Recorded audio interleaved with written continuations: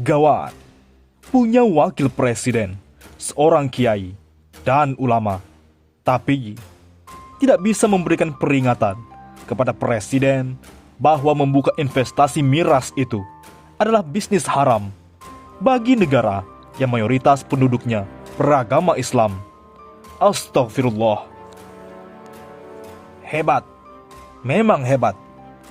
Jokowi legalkan miras di Bali, tapi melarang hijab lewat SKB 3M. FPI bubar, pabrik miras dapat legalitas. Lama-lama orang pada mabuk, ujung-ujungnya pada main tembak. Ntar ada yang mati, yang disalahkan oknumnya. Padahal di mana ada asap, di situ ada api.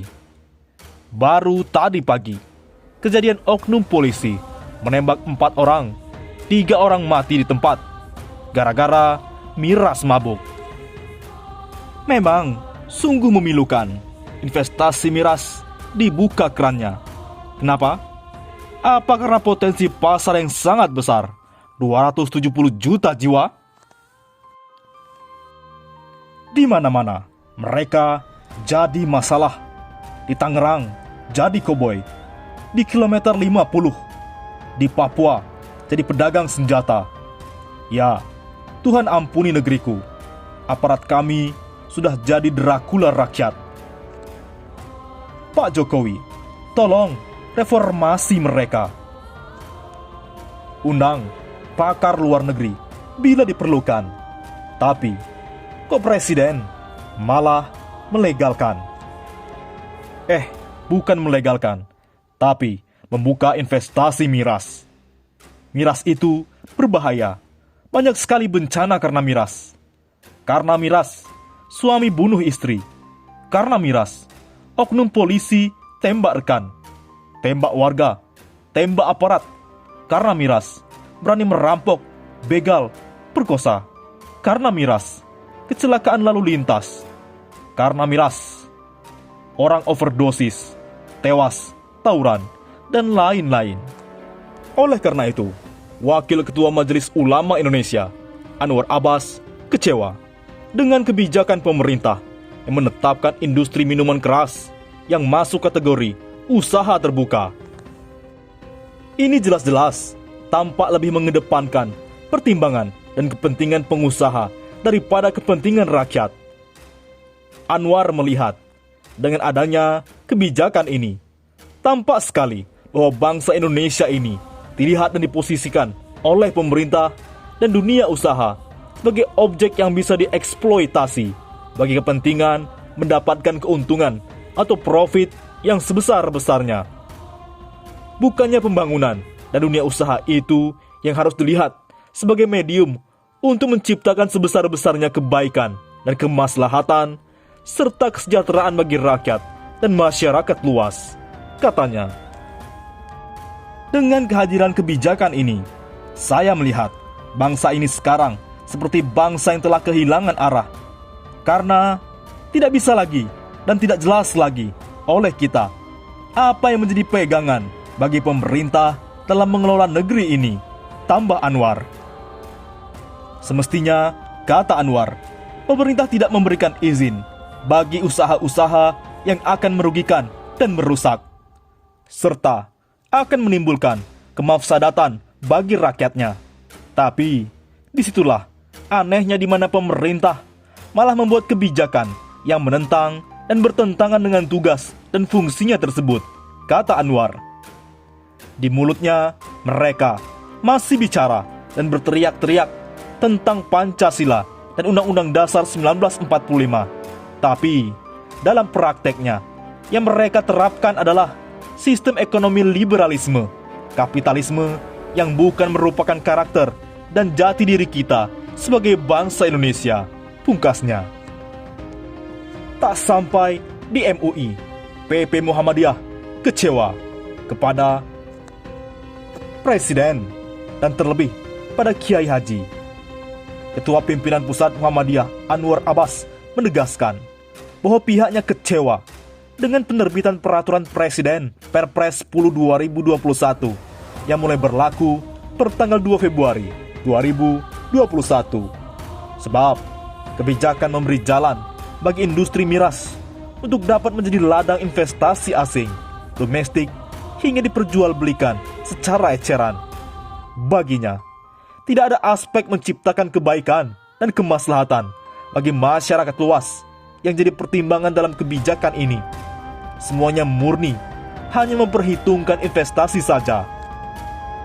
Kebijakan ini juga seolah menjadikan pedoman Pancasila dan Undang-Undang Dasar 1945 sebatas hiasan saja. Sementara kebijakan pedoman sebagai karakter dan jati diri bangsa justru ditinggalkan. Saya melihat bangsa ini sekarang seperti bangsa yang telah kehilangan arah karena tidak jelas lagi oleh kita apa yang menjadi pegangan bagi pemerintah dalam mengelola negara ini. Dalam lampiran 3 Perpres 10 2021, pemerintah memang mengatur sejumlah poin penting terkait miras. Salah satunya, definisi industri minuman keras adalah alkohol yang berbahan anggur. Sementara, tempat investasi dikhususkan di Provinsi Bali, Provinsi Nusa Tenggara Timur NTT, Provinsi Sulawesi Utara, dan Provinsi Papua. Investasi harus memperhatikan budaya serta kearifan lokal setempat. Penanaman modal di tempat provinsi tersebut ditetapkan oleh Badan Koordinasi Penanaman Modal BKPM berdasarkan usulan gubernur. Sedangkan perdagangan eceran minuman keras dan beralkohol hanya dapat diperjualbelikan secara eceran atau kaki lima dengan jaringan distribusi dan tempat yang disediakan secara khusus. Poin utama terakhir terkait industri miras masuk dalam industri bidang usaha yang dapat diusahakan oleh investor asing, investor domestik, hingga koperasi dan usaha mikro kecil menengah UMKM. Namun, untuk investasi asing hanya dapat melakukan kegiatan usahanya dalam skala usaha besar dengan nilai investasi lebih dari 10 miliar rupiah di luar tanah dan bangunan. Selain itu, investor asing wajib berbentuk perseroan terbatas atau PT berdasarkan hukum Indonesia dan berkedudukan di dalam wilayah negara Republik Indonesia. Dan inilah akibatnya. Bikin ngeri. Di Jakarta, oknum polisi tembak mati 3 orang. Di Medan, bunuh 2 wanita. Kasus pembunuhan terhadap 2 wanita yang dilakukan oleh seorang oknum polisi bernama Aibda Roni Syaputra di Medan menambah panjang daftar pembunuhan yang dilakukan oleh anggota Kepolisian Republik Indonesia. Mirisnya, pembunuhan ini terjadi dalam kurun waktu yang cukup berdekatan. Yang di Medan, polisi membunuh 2 wanita Senin 22 Februari. Hanya berselang 3 hari, Kamis 25 Februari, seorang polisi menembak mati 3 orang di sebuah kafe di Cengkareng, Jakarta Barat.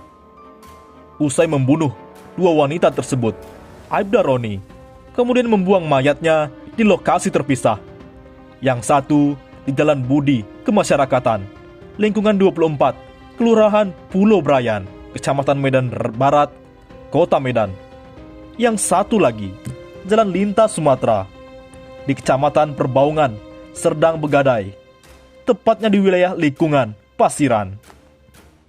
Sementara itu, di Cengkareng, Bribka Cornelius Yahaan menembak mati 3 orang di Cafe RM. Mereka menjadi korban tewas.